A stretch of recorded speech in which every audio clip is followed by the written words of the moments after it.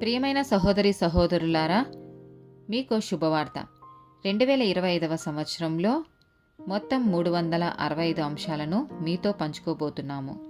జనవరి 1వ తేదీ నుండి ప్రతిరోజు ఒక అంశము మరియు దానికి సంబంధించిన వాక్యమును పంచుకుంటాము. దయచేసి ఆ వాక్యములను వినండి, ధ్యానించండి మరియు ఆశీర్వదించబడండి. దయచేసి సబ్స్క్రైబ్ చేయండి మరియు మీ స్నేహితులతో పంచుకోండి. ధన్యవాదాలు.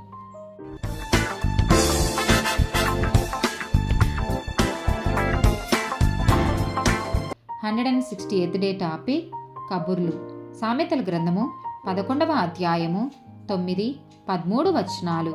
భక్తిహీనుడు తన నోటి మాట చేత తన పొరుగువారికి నాశనము తెప్పించును. తెలివి చేత నీతిమంతులు తప్పించుకొందురు. కొండెగాడై తిరుగులాడువాడు పరులగుట్టు బయటపెట్టును.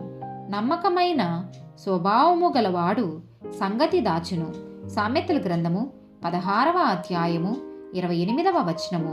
మూర్ఖుడు కలహము పుట్టించును, కొండెగాడు మిత్రభేదము చేయును. సామెతల గ్రంథము 20వ అధ్యాయము 19వ వచనము. కొండెగాడై తిరుగులాడువాడు పరులగుట్టు బయటపెట్టును, కావున వదరబోతుల జోలికి పోకుము. సామెతల గ్రంథము 26వ అధ్యాయము 20వ వచనము. కట్టెలు లేని ఎడల అగ్ని ఆరిపోవును, కొండెగాడు లేని ఎడల జగడము చల్లారును. మత్తయి సువార్త 12వ అధ్యాయము 36, 37 వచనాలు. నేను మీతో చెప్పున్నదేమనగా, మనుషులు పలుకు వ్యర్థమైన ప్రతి మాటను గూర్చియు విమర్శ దినమున లెక్క చెప్పవలసి ఉండును.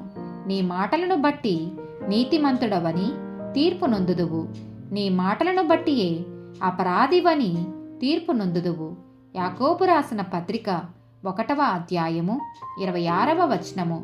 ఎవడైనను నోటికి కళ్ళెం పెట్టుకొనక తన హృదయమును మోసపరచుకొనుచు భక్తి గలవాడనని అనుకొనిన ఎడల వాని భక్తి వ్యర్థమే. ఆమేన్.